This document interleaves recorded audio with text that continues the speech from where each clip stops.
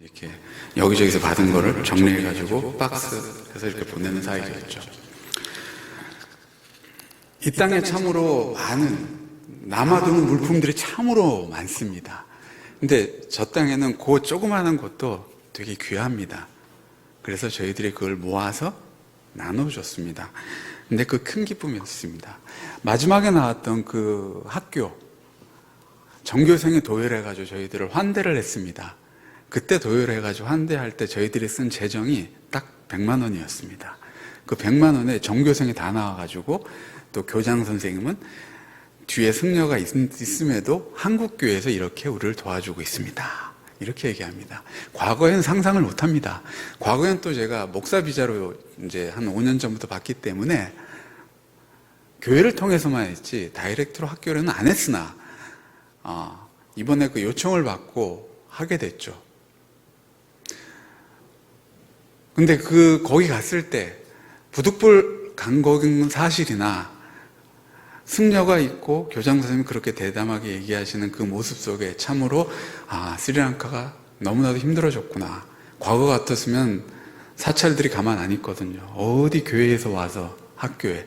근데 나라가 못 사라지니까 뭐든 다 좋다는 거예요, 이제. 그렇게 된 거죠. 비자 받기 힘들어서 굉장히 3개월 받고 6개월 받고 어려웠던 순간들이 있었습니다. 우리 소 목사님 너무 잘 아시는데. 근데 최근엔 비자가 1년짜리가 나왔습니다. 그래서 이제 저희 한국에 들어왔습니다. 받고.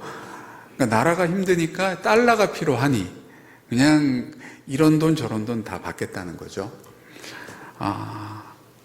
코로나 기간 동안에 참으로 힘들었습니다. 특히 아까 이 장면에 아까 나와 있지는 않으나 제가 백뮤직으로 틀었던 이 음악이 굉장히 제 3년 동안 마음 안에 많이 내장되어 있는 음악입니다. 그 음악에 네. 오늘 말씀이 이제 세 군데로 나눠져 있는데요. 로마서 말씀을 필두로 해가지고 그걸 인용하게 됐던 하박국서, 그리고 그 하박국의 말씀에 처음에 등장한 출애굽서, 요 세 가지를 함께 보고자 합니다. 그 전에 오늘 영상을 보실 때 나왔던 음악의 의미가 저한테는 많이 새롭게 다가옵니다. 그래서 먼저 그 한국말로 100년 전 찬양이기 때문에 한국말로 번역이 된 것이 온전하게 한국말 그대로 안 돼 있기 때문에 한번 제가 보여드리겠습니다. 1절은 이렇습니다. 자세히 하면. 근데 1절에서 포인트는 중간에 있는 가장 최선의 것으로 하나님께서는 공급하신다는 겁니다. 근데 가장 최선의 것은 고통과 기쁨이 같이 올 때 최선입니다. 솔로몬도 그랬죠. 처첩이 그렇게 많고 재물이 그렇게 많아도 나중 되면 아무것도 행복하지 않았다고 합니다. 고통과 기쁨이 함께 올 때, 배우는 고통, 성장하는 고통, 이걸 겪을 때 한 단계 한 단계 나가지 않습니까? 초등학생이 공부하기 싫다고 공부를 안 하면 어떻게 되죠? 중학교 못 가겠죠. 하지만 그 단계를 넘어가면 중학교, 고등학교, 대학교로 올라가듯이 배우는 학생들에게는 참 힘든 상황입니다만 그걸 극복해 나가게 됩니다. 그럼 스리랑카의 그 최선의 것은 뭐였냐? 저희들이 나왔던 저 구호물품이었습니다. 그렇게 힘든 상황 속에서 있었을 때 DSI라고 가장 스리랑카에서 좋은 그 신발 브랜드입니다. 제 아내하고 제가 그 출석부를 들고 그 DSI 그 대리점을 가서 이게 우리 애들을 위해서 하는 게 아니란 건 당신 애들도 알지 않냐.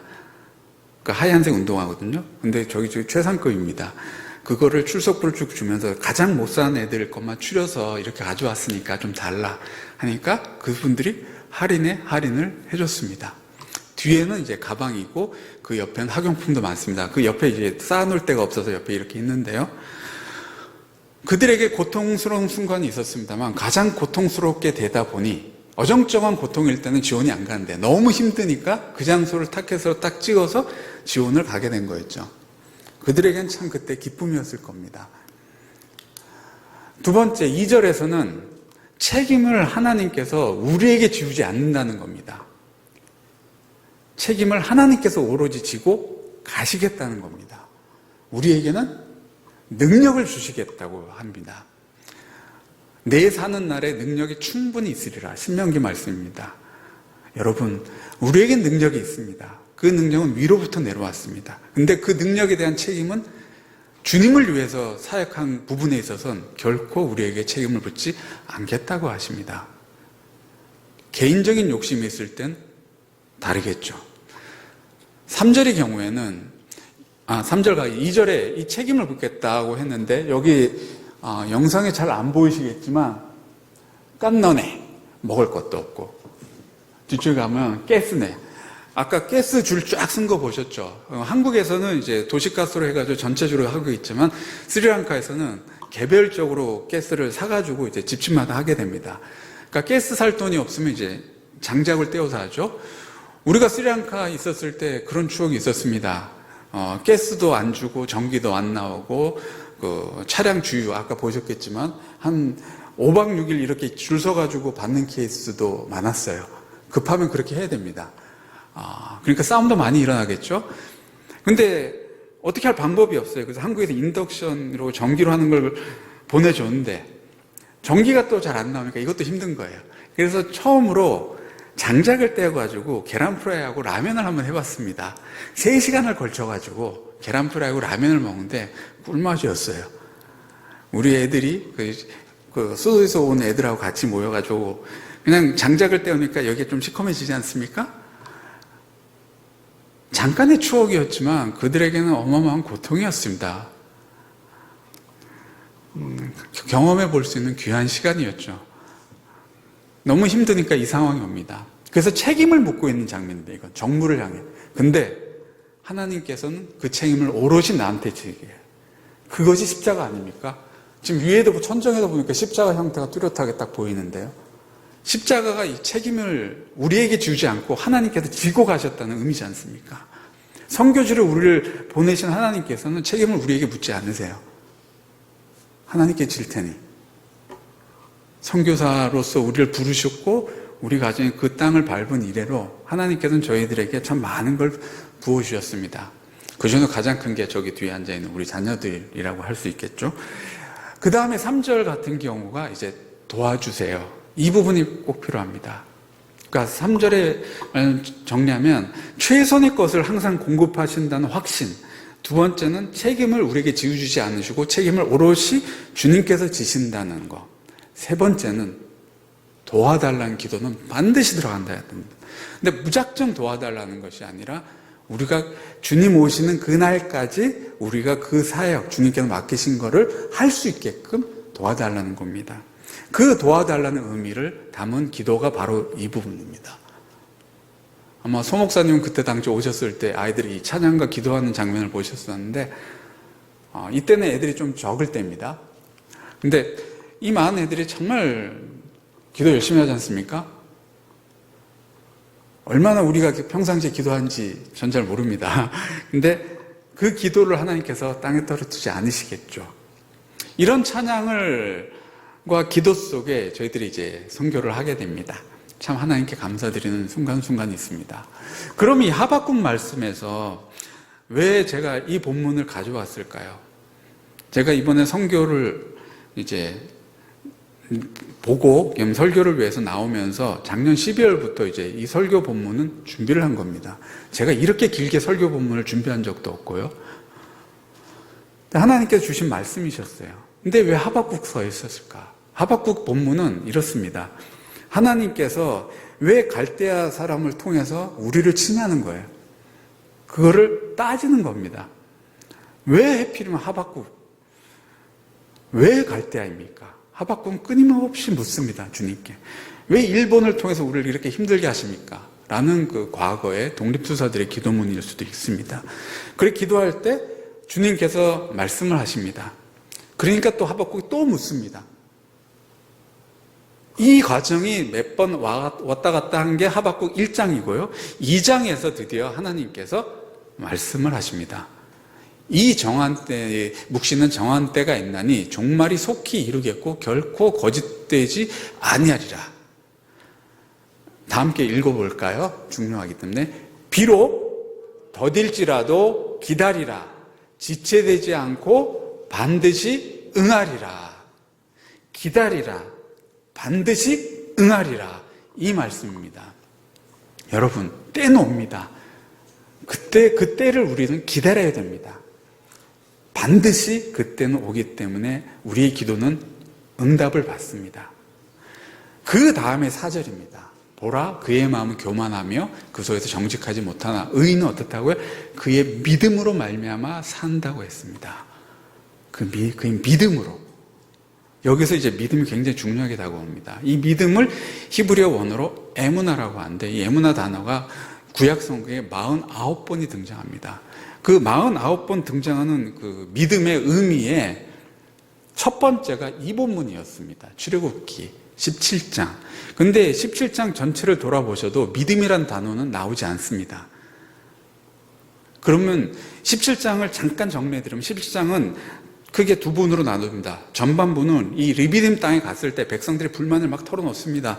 막 먹을 거 없다 하면서 막 불만을 털어놔요. 그러니까 모세가 하나님 앞에 나아갑니다. 그러니까 하나님께서 반석을 치라 해서 물을 줍니다.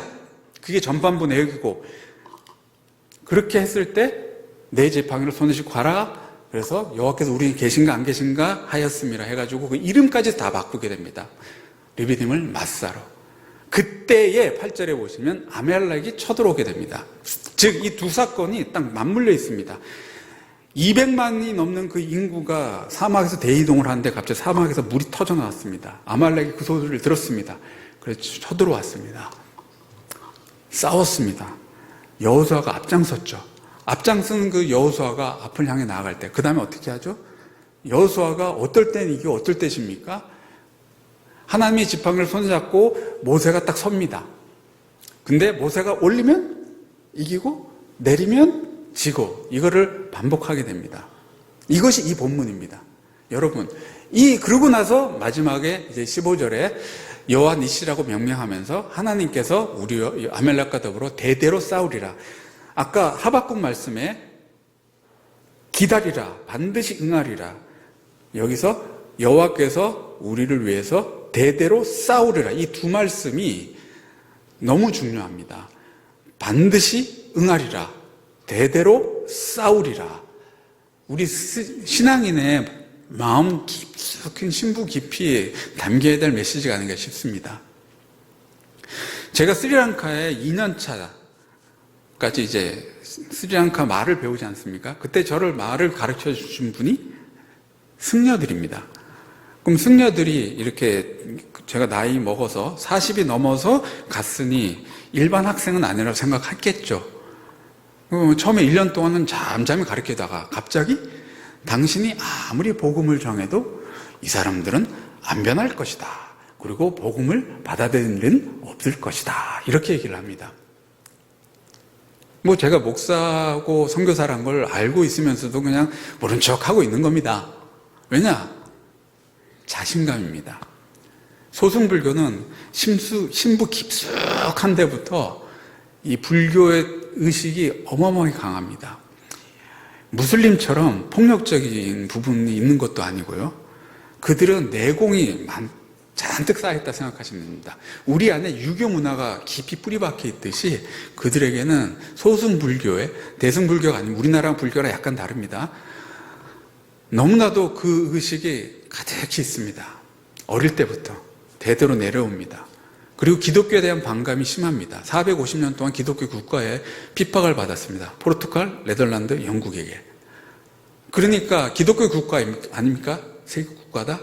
그러다 보니 당신이 전하는 얘기하는 그 기독교와 과거 그 기독교가 다른 게 뭐냐? 그러면 다른 게 있습니까? 똑같은 예수님이죠. 그러니까 기독교란 이름을 가지고 십자가를 들고 침략을 하고 찬탈을 했던 그 사람들의 함께 세워졌던 것이 교회였습니다. 그때 당시에. 여러분 어떤 느낌을 받으시겠습니까? 일본이 이 땅에 와서 기독교라는 이름으로 다 세웠어요. 교회를 세웠다면 그 교회에 우리나라가 지금과 같은 부흥이 있었을까요? 지금도 스리랑카에는 전체적으로 1%입니다. 약간 2%까지 거의 근접했다고 얘기하는 통계치도 있습니다만 좋게 잡아서 2% 잡아도 주 종족에 해당하는 싱할라족이 70%입니다. 근데 70%의 싱할라족에서는 0.2%밖에 예수를 믿지 않습니다.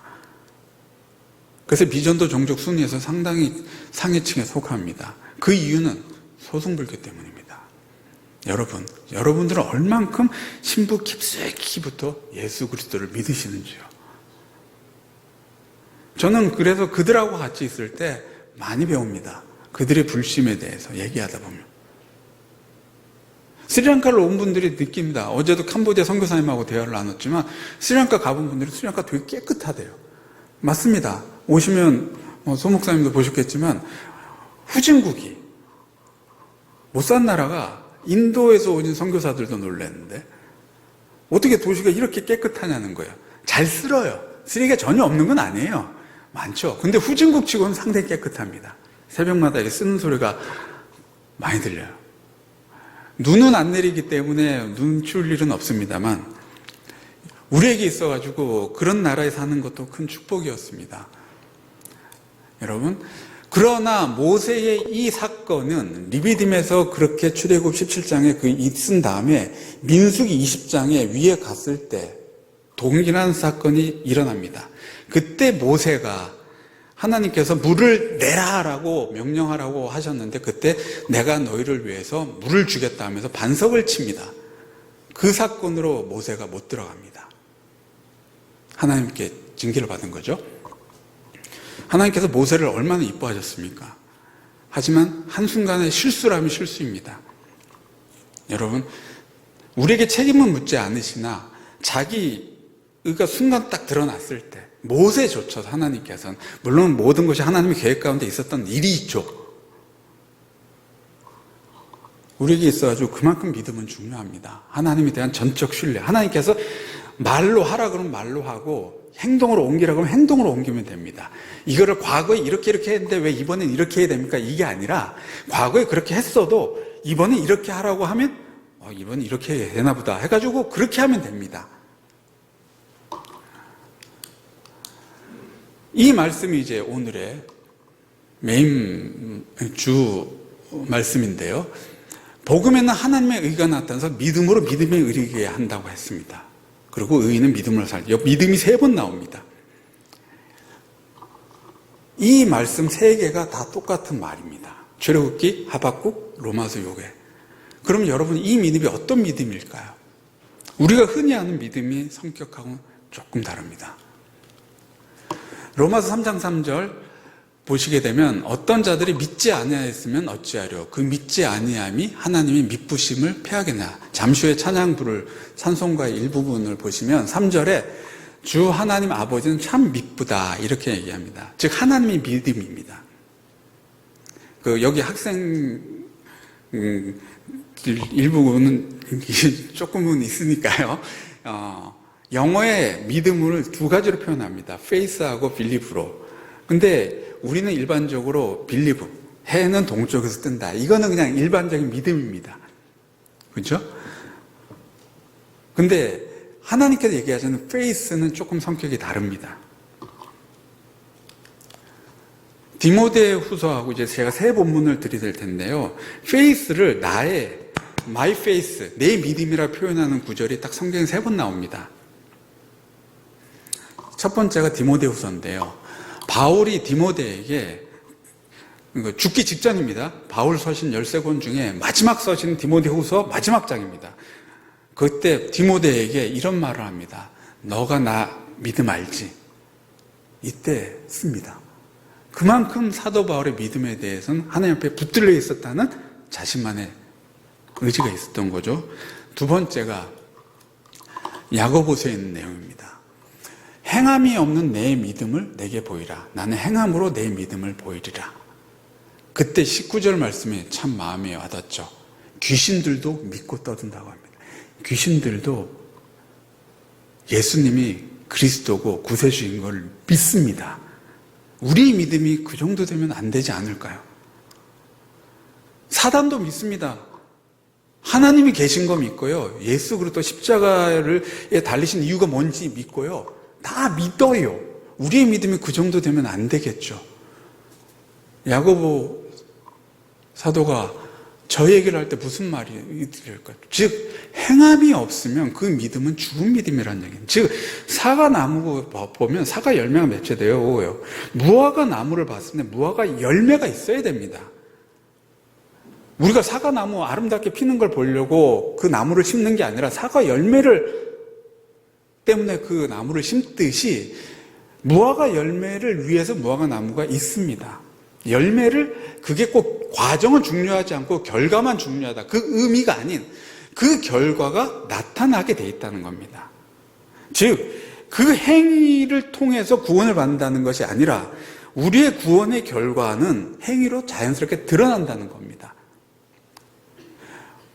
자녀들을 사랑하기 때문에 음식을 해주는 것이 의지적으로 되는 것이 아니라 자연적으로 되듯이 우리 어머니들께서 사랑이 자연스럽게 나오지 않습니까? 어머니들의 사랑은 그게 의지적으로 되는 게 아니잖아요. 하나님께서 우리에게 그 말씀을 주십니다. 그리고 세 번째가 계시록에 있는 이 말씀인데, 성경에 이 믿음이란 단어를 너무 분명하게 느끼고 싶으시면 충성으로 바꾸시면 됩니다. 믿음이 나올 때 충성. 그러면 이 교회를 향해서 한번 어떻게 말씀하시는 거 보시게 되면, 내가 어디에 사는지를 내가 아노니 거기는 사단의 권세가 있는 데라.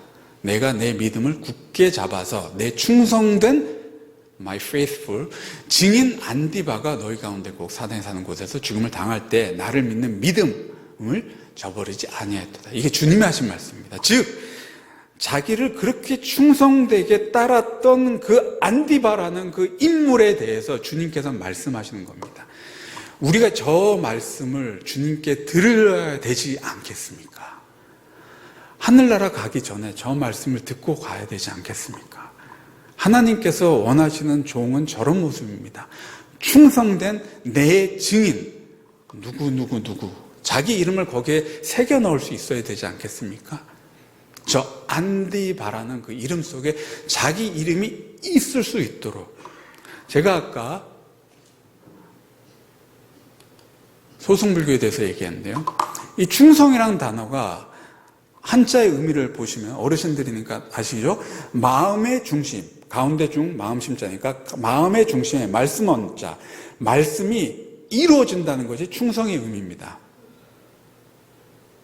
여러분들 마음의 중심에서 말씀이 이루어지고 있습니까? 이것이 충성입니다. 군대 갔다 오신 우리 남자 성분들께서는 다 아시죠? 충성이 이런 의미, 충성하는데 앞으로 돌격하는데 가만히 있는 군인은 아무도 없습니다.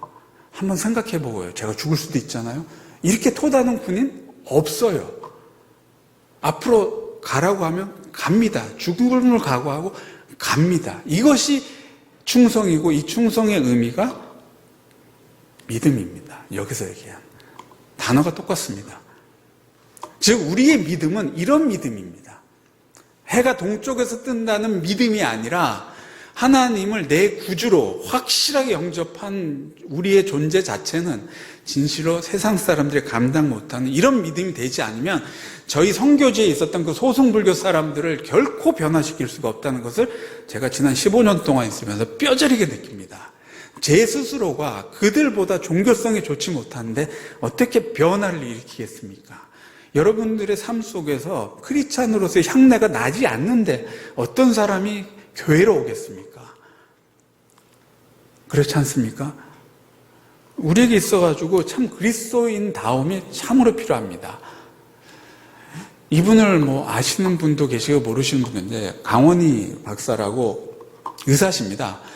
저희 스리랑카에도 그 1990년대 장기간 계시면서 선교활동 하셨습니다. 계시다가 히말라야 슈바이처라고 하시고 이제 돌아가셨죠. 과거 안동 성소병원 원장도 하셨고. 근데 이분이 하셨던 이 메시지가 네팔, 방글라데시, 스리랑카, 인도 이 각지에 쫙 퍼져 있습니다. 이분은 한 분이셨습니다. 근데 이 한 분으로 말미암아 그 복음의 씨앗이, 그 사랑의 용트름이 세계 각곳에, 특히 저희 남아시아 지역에 쫙 퍼져 있습니다. 저는 하나님께서 우리 강원희 선교사님을 보시면서 그런 느낌 받지 않으실까? 최근에 돌아가셨거든요. 참 마음이 아팠습니다. 우리가 나중에 하늘나라 가기 전에 어떤 말을 들을까요? 하나님 앞에 충성된 종, 안디바에 여러분들이 이미 들어가기를 정말 기대하고 기도합니다. 마지막으로 이렇게 산 인물이 아까 했던 바울입니다. 내가 그리스도와 함께 이 십자가에 못 박혔나니 그런즉 이제는 내가 산 것이 아니라 오직 내 안에 그리스도가 사시는 것이라. 이제 내가 육체 가운데 사는 것은 나를 사랑하사 나를 위해 자기 전에 버리신 하나님의 아들을 믿는 믿음 안에서 그 충성됨이 그 심부 깊이 쫙 자리 잡혀 있는 겁니다. 군인이 군인답지 않으면 어디다 쓰겠습니까? 그렇지 않습니까? 군인이 군복 입을 때는 아주 늠름하고 씩씩한데 갑자기 밖에는 군복 벗었다 해가지고 아무렇게나 막 하지 않지 않습니까? 갑자기 자고 있다가도 군대에서 휴가 나온 아들 깨우면 어떻게 일어납니까? 갑자기? 벌떡 일어나지 않나요? 다들 경험 있으시잖아요. 왜 그럴까요? 평상시 습관 때문에. 근데 그 습관이 10년, 20년 지나면 어떻습니까? 달라집니다. 우리 안에 평생을 놓고 해야 될 이 믿음, 그 믿음으로 살리라는 이 사도 바울의 고백은 여기서 비롯된 겁니다. 기도하겠습니다.